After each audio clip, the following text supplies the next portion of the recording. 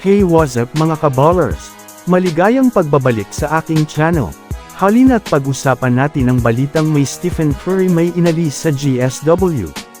Alamin, at ang balitang LeBron James. Grabe nakagawa na naman ng history sa NBA.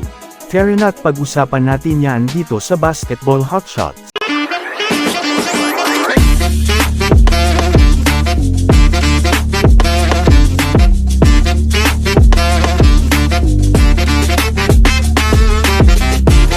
Una nga tayong ako mga kabowlers sa balita patungkol sa superstar na si LeBron James.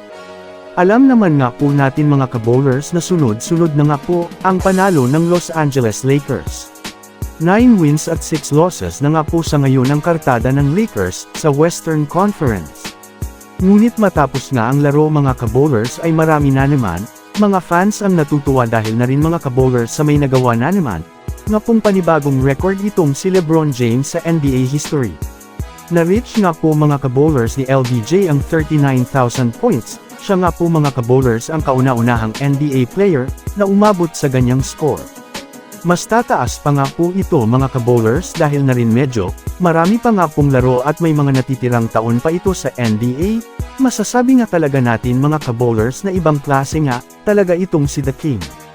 Tuwang-tuwa nga po mga kabowlers ang mga anak ni LeBron, dahil sa nagagawang mga achievement ni LeBron James sa kasaysayan.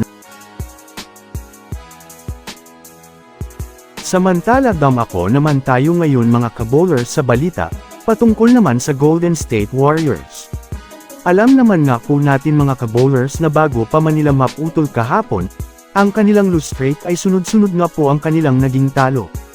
Bagamat man nga po mga kabowlers nanalo sila kahapon ay malinaw nga po na may gusto pa, rinalisin itong si Stephen Curry, sa kanyang kupunan. Ayun nga po mga kabowlers sa kanyang naging pahayag gusto, nga daw nitong si Stephen Curry maalis, ang losing mentality sa Golden State Warriors, hangad nga nito magtuloy-tuloy ang kanilang panalo at magkaroon muli ng kumpiyansa ang kanyang, mga kakampi sa kanilang mga sarili.